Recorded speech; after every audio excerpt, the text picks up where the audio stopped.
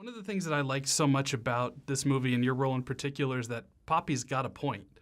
Right? She's actually kind of in the right. Her path to achieving her goal is the wrong path. Yeah. She sort of doesn't care about the human cost along the way. Yeah, not so much. Uh-huh. Yeah, but that must be interesting for you, to play a villain character, which are they're notoriously more fun to play. Oh yeah. But when you get to have the depth like that, knowing that you're starting from a place of fighting against, a male-dominated establishment, Right. and fighting for something very progressive, but doing it in a very... Matthew believes that every villain should have a rationale, and I mean, every person does too. I don't think there's a person that doesn't think that they're doing what they think is right.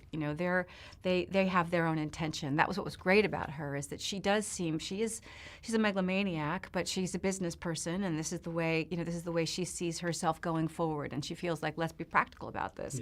Yeah. So I liked having that kind of structure to her, but then also having no parameters on her personality, on her behavior. I mean, it makes it super interesting to play. Yeah, because she's a sociopath on top of it, and she's and she's got a lot of a giant ego too. Oh, I mean, she built a whole city around herself. Around herself. Yeah. And I love it too. It was funny because it's supposed to represent, America in the 50s, but it's not just America in the 50s. It's America in the 50s as represented in the 70s. Because it's all based on TV shows and movies like, Happy Days and Grease and American Graffiti. So it's like a kind of a double lens, which I think is cool. Well, and that allows you, by doing that, to bring in somebody like Elton John. And to have her upset, because it's so much of her is...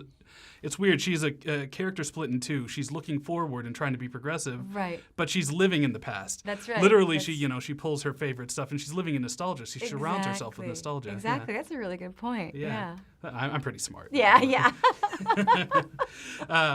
No, but I mean, that's got to be interesting as an actor, looking at a part like that and seeing that there's a lot of meat there, and it's not just a broad villain.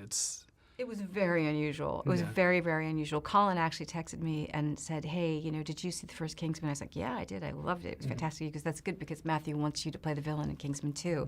And when he sent me the script, I was really surprised by how complicated she was and how funny she was. And it's the kind of opportunity that you don't often get in a big movie like this. What's great is that you get to have that depth, but you get to have so much fun with it. Right. I mean, and especially the scenes with Elton John. Like, it just seems to me like every time he popped up in the movie, like it like gave it a little extra thing. Right. Was that something you felt? Because you actually were in a lot of those scenes with I him. really enjoy him. I mean, he's a great person. He was so game, about sending himself up and wearing those crazy costumes and the big shoes, and just the very notion that somebody would do that, would kidnap Elton John for their own pleasure. I mean, that's funny in and of itself. It's a little North Korea of you. Yeah. Yeah. Cool. Well, thank you guys so much. I really appreciate it.